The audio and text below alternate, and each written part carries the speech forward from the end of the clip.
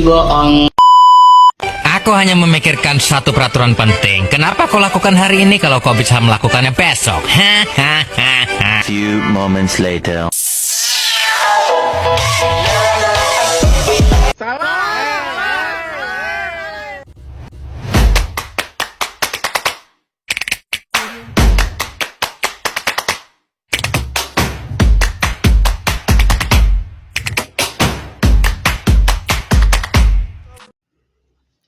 Shalom Pak Guru dan teman-teman semua. Perkenalkan, nama saya Natalia Emanuela Kelly dari kelas Buruk Perawatan 2, di mana di sini saya akan mempresentasikan tentang PPT yang sudah saya buat berjudul Pergaulan Bebas. Jadi, apa itu pergaulan bebas? Pergaulan bebas adalah cara bergaul yang tidak sesuai dengan aturan dan nilai moral, di mana seseorang cenderung melakukan tindakan tanpa mempertimbangkan akibat atau norma yang berlaku. Selanjutnya ada faktor penyebab, di mana yang pertama ada kurangnya pengawasan dari orang tua, kedua pengaruh teman sebaya, ketiga paparan media sosial dan teknologi, dan keempat lemahnya iman dan moral.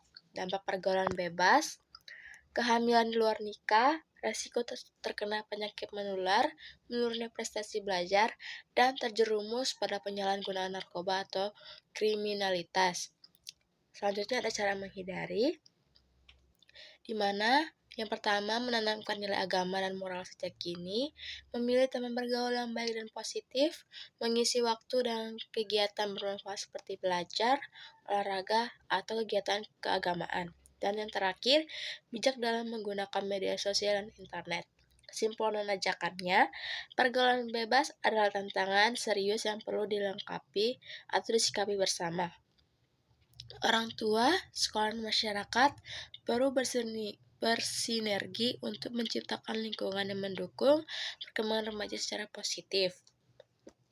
Selanjutnya saya akan membacakan tentang pergaulan bebas menurut pandangan Alkitab, yang dimana pertama, tubuh adalah bait Roh Kudus.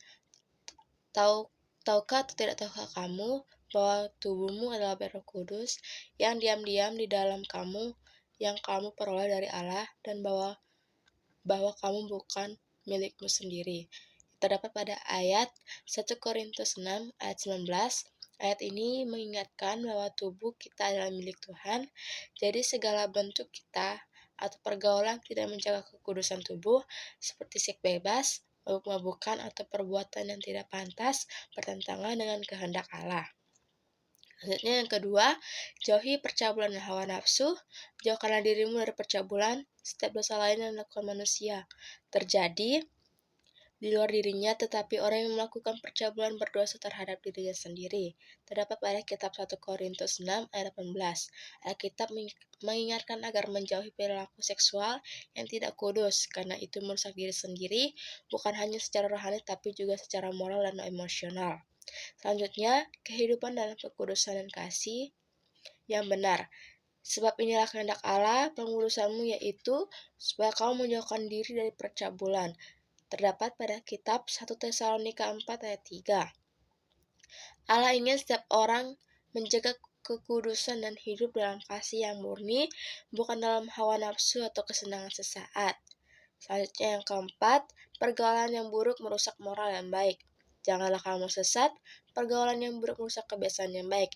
Terdapat pada kitab 1 Korintus 15 ayat 33, Alkitab menegaskan bahwa pergaulan sangat berpengaruh terhadap karakter seseorang.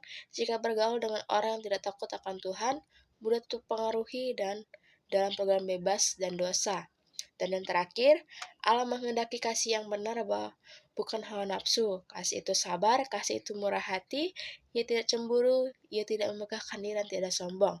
Terdapat pada kitab 1 Korintus 13 ayat 4. Kasih sejati dalam pandangan Alkitab bukanlah hubungan yang didasari nafsu, melainkan kesetiaan, ketulusan, dan penghormatan terhadap kehendak Tuhan. Jadi sekian presentasi dari saya. Mari teman-teman semua kita menjauhi pergaulan bebas yang bisa merusak kebiasaan kita yang baik. Terima kasih dan selamat malam. Semoga Tuhan Yesus memberkati.